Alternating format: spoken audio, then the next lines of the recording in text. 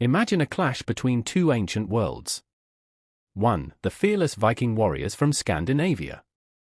The other, the proud and fierce Native American tribes who ruled the vast, untamed lands of North America. What really happened when these two civilizations met face to face? History buried it. Sagas hinted it. Now, we're uncovering it.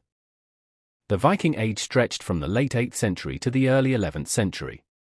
During this time, Norse explorers sailed far and wide, from Europe to Iceland, Greenland, and eventually, to a mysterious land they called Vinland, believed today to be parts of modern-day Canada.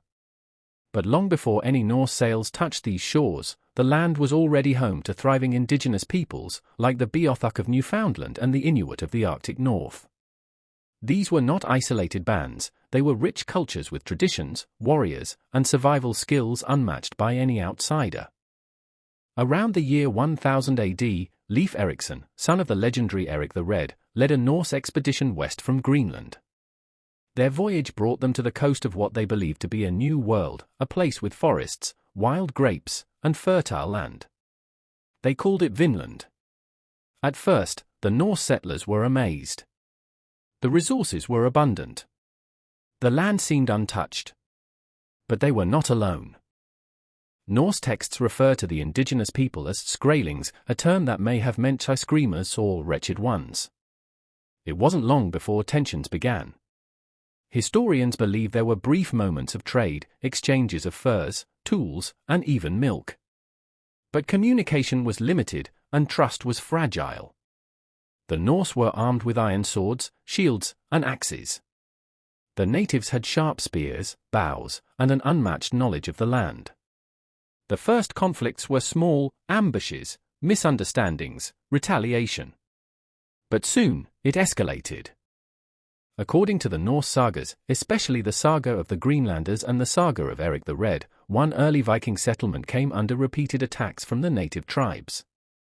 They describe one ambush where a Norseman was killed by a spear, and in revenge, the Vikings slaughtered many, but the natives came back stronger. At one point, a Viking named Leif Erikson was struck by an arrow and died, uttering, "This is a good place to die." The Norse, though fierce in battle, were outnumbered and unfamiliar with the terrain. The native tribes had the advantage of mobility, stealth, and the environment. After just a few years, the Norse realized they could not hold Vinland. The resistance was too strong. They packed up, burned parts of their settlements, and returned to Greenland. The dream of a new Viking world in America died with them.